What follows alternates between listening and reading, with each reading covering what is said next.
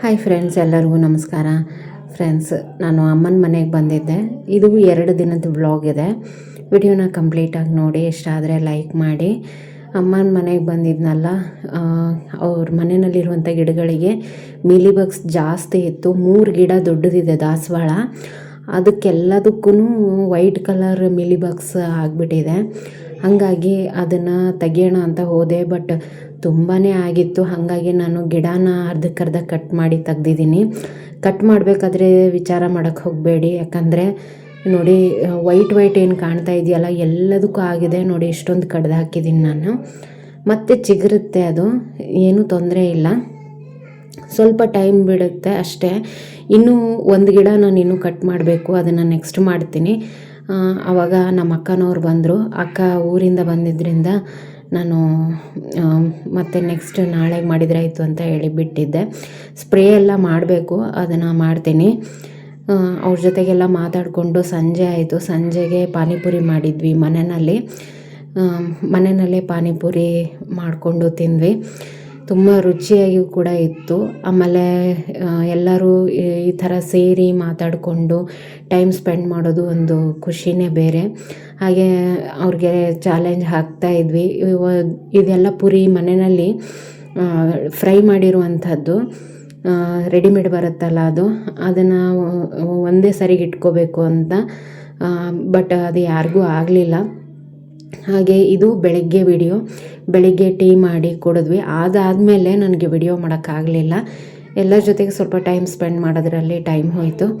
Next ಮಧ್ಯಾಹ್ನಕ್ಕೆ ಹೆಸರುಬೇಳೆ ಪಾಯಸ, ಹೆಸರುಬೇಳೆ ಸಾಂಬಾರು, ಆಮೇಲೆ ಅನ್ನ, ಸಂಡಿಗೆ ಇದೆಲ್ಲನೂ ಮಾಡ್ಕೊಂಡಿದ್ವಿ. ಎಲ್ಲರ ಜೊತೆಗೆ ಏನೇ ಮಾಡ್ಕೊಂಡು ತಿನ್ನಲಿ ತುಂಬ ರುಚಿಯಾಗಿರುತ್ತೆ, ಎಂಜಾಯ್ ಕೂಡ ಮಾಡ್ದಂಗೆ ಆಗುತ್ತೆ. ಒಮ್ಮೆ ಆದ್ರೂ ಎಲ್ಲರೂ ಈ ರೀತಿಯಾಗಿ ಜೊತೆಗೆ ಸೇರಬೇಕು. ನೋಡಿ, ಇವತ್ತು ನನ್ನ ಪ್ಲೇಟ್ ಇಷ್ಟು ರೆಡಿಯಾಗಿದೆ. ಊಟ ಮಾಡೋಣ ಬನ್ನಿ ಎಲ್ಲರೂ. ಹೆಸರುಬೇಳೆ ಪಾಯಸ ತುಂಬಾ ರುಚಿ ಆಗಿತ್ತು. ಈ ರೀತಿ ಮನೆಯಲ್ಲಿ ಒಬ್ಬರು ಹೊಸದಾಗಿ ಬಂದಾಗ ಈ ರೀತಿ ಏನಾದರೂ ಸ್ವೀಟ್ ಅದು ಮಾಡಿದ್ರೆ ಆ ಊಟ ಅದ್ರ ರುಚಿನೇ ಬೇರೆ. ಎಲ್ಲರೂ ಮಾತಾಡಿಕೊಂಡು ನಗಾಡಿಕೊಂಡು ಜೋಕ್ ಮಾಡಿಕೊಂಡು ಟೈಮ್ ಕಳೆದೇ ಹೋಯಿತು. ಮಧ್ಯಾಹ್ನ ಸಂಜೆಗೆ ಮಾವಿನ ಹಣ್ಣು ಹೆಚ್ಚಿದ್ವಿ. ಮಾವಿನ ಹಣ್ಣು ತುಂಬಾ ಚೆನ್ನಾಗಿತ್ತು, ಟೇಸ್ಟಾಗಿತ್ತು. ಹಾಗೆ ಮಗಳು ಮ್ಯಾಗಿ ಬೇಡಿದ್ಲು, ಅವಳಿಗೆ ಮ್ಯಾಗಿ ಮಾಡಿಕೊಟ್ರು ಅವ್ರ ಅಕ್ಕ ಅವರೆಲ್ಲ. ಅವರು ಮ್ಯಾಗಿ ಮಾಡೋದ್ರಲ್ಲಿ ಎಕ್ಸ್ಪರ್ಟ್ ಅಂತಲೇ ಹೇಳ್ಬೋದು, ತುಂಬ ರುಚಿಯಾಗಿ ಮಾಡ್ತಾರೆ. ನನ್ನ ಮಗಳಿಗೆ ಅವರು ಪ್ಲೇನ್ ಮಾಡಿದರು, ಅವಳು ಜಾಸ್ತಿ ಖಾರ ತಿನ್ನಲ್ಲ ಅಂತ. ಅವರು ಸ್ವಲ್ಪ ಸ್ಪೈಸಿಯಾಗೂ ಕೂಡ ಮಾಡ್ತಾರೆ, ತುಂಬ ರುಚಿಯಾಗಿರುತ್ತೆ. ಅವಳಿಗೆ ಹೊಟ್ಟೆ ಆ್ಯಕ್ಚುಲಿ ತುಂಬಿತ್ತು, ಬಟ್ ಆದರೂ ಕೂಡ ಏನಂದರೆ ಆಸೆಗೆ ಬಿದ್ದು ತಿಂತಾಯಿದ್ಲು. ಬಟ್ 2 ತುತ್ತಿಗಿಂತ ಜಾಸ್ತಿ ಹೋಗಲಿಲ್ಲ ಅವಳಿಗೆ, ಬೇಡ ಅಂತ ಹೇಳಿದ್ಲು ಅವಳು. ನೋಡಿ, ಹಾಗೆ ಅವ್ರ ಜೊತೆಗೆ ಮಾತಾಡಿಕೊಂಡು ನಗಾಡಿಕೊಂಡು, ಇವರು ನಮ್ಮ ಅಕ್ಕನ ಮಕ್ಕಳಿಬ್ರು ಅವರಿಗೆ ನನ್ನ ಜೊತೆಗೆ ಫ್ರೆಂಡಾಗಿರ್ತಾರೆ. ಅವರು ನನ್ನ ಜೊತೆಗೆ ಯಾವಾಗ್ಲೂ, ನಾನು ಕೂಡ ಅವ್ರ ಜೊತೆಗೆ ಹಾಗೇ ಇರ್ತೀನಿ.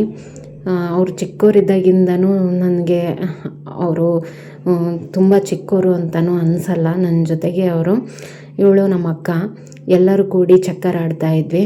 ಈಗ ಒಂದು ಟೈಮ್ ಇರುತ್ತೆ ಜೊತೆಗೆ ಟೈಮ್ ಸ್ಪೆಂಡ್ ಮಾಡೋಕ್ಕೆ, ಈ ರೀತಿಯಾಗಿ ಟೈಮ್ ಸ್ಪೆಂಡ್ ಮಾಡ್ಬೋದು. ಇಲ್ಲಾಂದರೆ ಯಾವಾಗಲೂ ಮೊಬೈಲ್ ಹಿಡ್ಕೊಂಡೇ ಕೂತ್ಕೊಂಡಿರ್ತೀವಿ. ಈ ರೀತಿ ಚಕ್ಕರ್ ಅದು ಆಡಿದ್ರೆ ನಮ್ಮ ಮನಸ್ಸಿಗೂ ಖುಷಿ ಅನಿಸುತ್ತೆ, ನಾವು ರಜಾ ಕಳೆದಂಗೂ ಅನಿಸುತ್ತೆ. ನಾವು ಚಿಕ್ಕವರಿದ್ದಾಗೂ ಕೂಡ ಈ ಒಂದು ಆಟ ಆಡ್ತಾಯಿದ್ವಿ. ಈ ಆಟ ಆಡಬೇಕಾದ್ರೆ ನಾವು ಸೋತವರು ಎಲ್ಲರಿಗೂ ಐಸ್ ಕ್ರೀಮ್ ಕೊಡಿಸ್ಬೇಕು ಮರುದಿನ ಅಂತ ಹೇಳಿದ್ವಿ.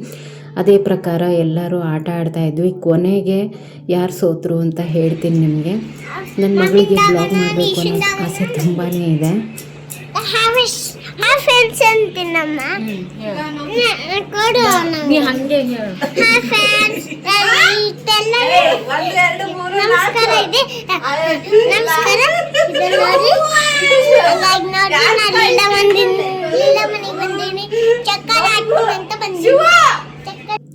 ನೋಡಿ, ಎಲ್ಲರೂ ಇದರಲ್ಲಿ ಫನ್ ಕೂಡ ತುಂಬ ಇರುತ್ತೆ. ಸ್ವಲ್ಪ ಚೀಟಿಂಗ್ ಮಾಡೋದು, ಸ್ವಲ್ಪ ಆಟ ಆಡೋದು ಎಲ್ಲನೂ. ಕೊನೆಗೆ ನಮ್ಮ ಅಕ್ಕನ ಮಗಳು ಸೋತಳು, ಅವಳು ಐಸ್ ಕ್ರೀಮ್ ಕೊಡಿಸ್ತಾಳೆ ಮರುದಿನಕ್ಕೆ. ಇದಿಷ್ಟು ಆದಮೇಲೆ ನೈಟಿಗೆ ನಾವು ಊಟ ಮಾಡೋದು ಬಿಟ್ಟು ಈ ಮಂಡಕ್ಕಿನ ಮಾಡ್ತಾಯಿದ್ಲು ನಮ್ಮಕ್ಕ ತುಂಬ ಚೆನ್ನಾಗಿ ಮಾಡ್ತಾಳೆ ಮಂಡಕ್ಕಿ. ನನಗೆ ಅವಳ ಕೈಯಲ್ಲಿ ಮಂಡಕ್ಕಿ ಮಾಡಿಸ್ಕೊಂಡು ತಿನ್ನೋದಂದರೆ ತುಂಬಾ ಖುಷಿ. ಅವಳ ಕಡೆ ಮಾಡಿಸ್ಕೊತಾ ಇದ್ದೆ ನಾನು. ಅವಳು ನೋಡಿ ಮಂಡಕ್ಕಿ ಅವಳು ಮಾಡಿದ್ರೇ ಅದು ರುಚಿ ಬೇರೆ ಅಂತಲೇ ಹೇಳ್ಬೋದು. ಮಂಡಕ್ಕಿ ಮಾಡಿಕೊಂಡು ರಾತ್ರಿ ಇದನ್ನೇ ನಾವು ತಿಂದಿದ್ದು. ಯಾವಾಗಾದರೂ ಒಂದು ಸಾರಿ ನಡೆಯುತ್ತೆ ಅಲ್ವಾ ಈ ರೀತಿಯಾಗಿ. ಇದು ಇವತ್ತು ನಮ್ಮದು 2 ದಿನದ ವ್ಲಾಗು. ಇಷ್ಟ ಆದರೆ ಒಂದು ಲೈಕ್ ಮಾಡಿ ಫ್ರೆಂಡ್ಸ್. Thank you.